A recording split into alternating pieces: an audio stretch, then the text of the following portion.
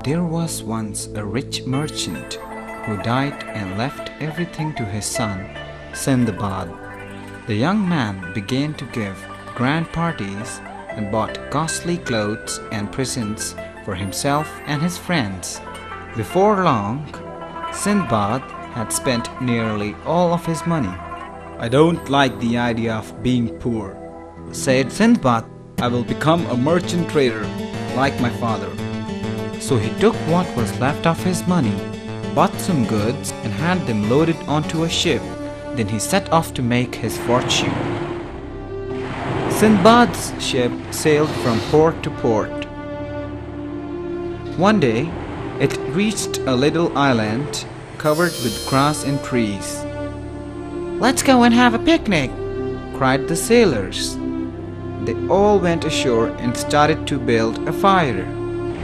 Sindbad wandered off to explore, but suddenly he heard the captain shouting, "Run for your lives! Run for your lives! There's no island! It's a whale!" Sindbad ran, but too late. The whale leaped forward, making huge waves, and Sindbad tumbled into the sea.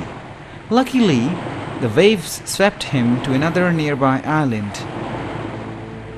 Sindbad walked for many days before he was found by a servant of King Maharajan, who ruled the island.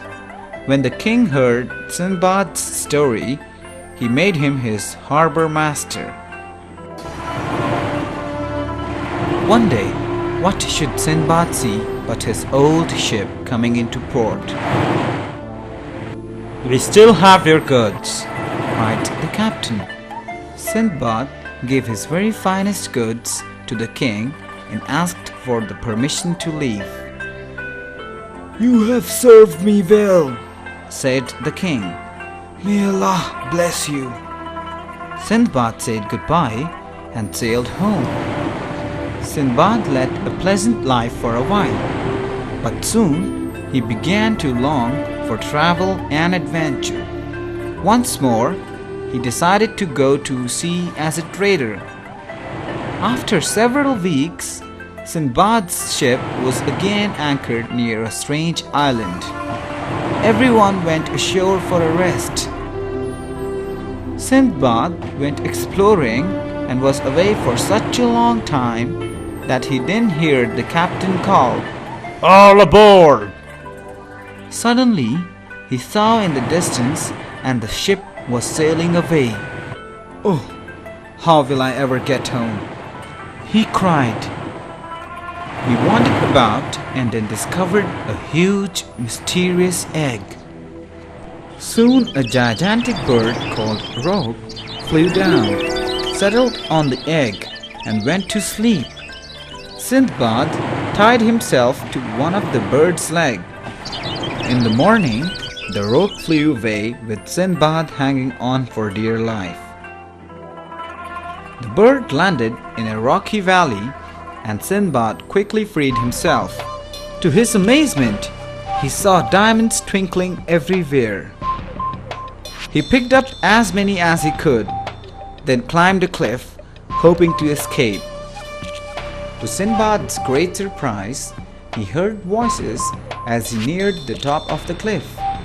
Someone threw down a rope, and he was greeted by a group of traveling merchants. "You were in the valley and lived to tell the tale?" they asked as he told his amazing story. Sindbad gave the merchants some of the precious diamonds, and together they traveled to the nearest port. Once more, he sailed home and was welcomed joyously by his friends, older and wiser now. Sindbad shared his riches with the poor. But soon, Sindbad was off an adventure again. This time, his ship ended up at the city of apes.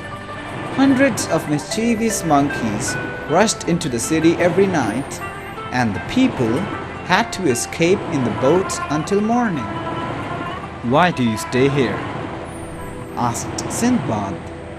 The citizens laughed and brought him with them to the forest in the daytime.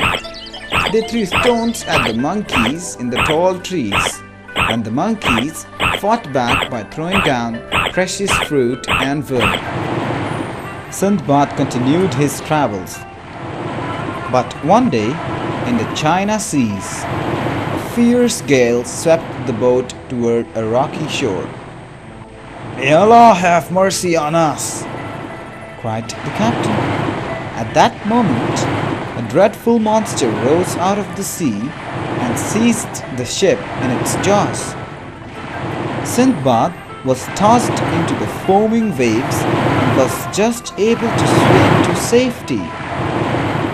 His companions were not so lucky, for the monster dashed the ship against the rocks they had climbed onto, and they were all killed. Sindbad made a raft of logs from the wreck and bravely set out to sea. Soon he reached a large port where an old man with a beautiful daughter befriended him. Sindbad fell in love with the daughter, and they were soon married. Once a year, the men of the city grew wings and flew wildly into the sky. Sindbad, always curious, asked for the secret to growing wings, but his new wife was afraid for her husband's life. Sindbad, She said, I beg you, let us go live in your land. We are not safe here. Sindbad at last agreed to return home with his new family. They sold their property and sailed home with a rich cargo. Sindbad had been away so long that people thought he would never come back. But here he was, with a beautiful wife and richer than ever. "You really are Sindbad the extraordinary sailor," they said. Sindbad smiled. "Yes," he said, "but my travels are over now." For the rest of his days, Sindbad never stopped being a generous host, and his guests came from far and near to hear his strange adventures.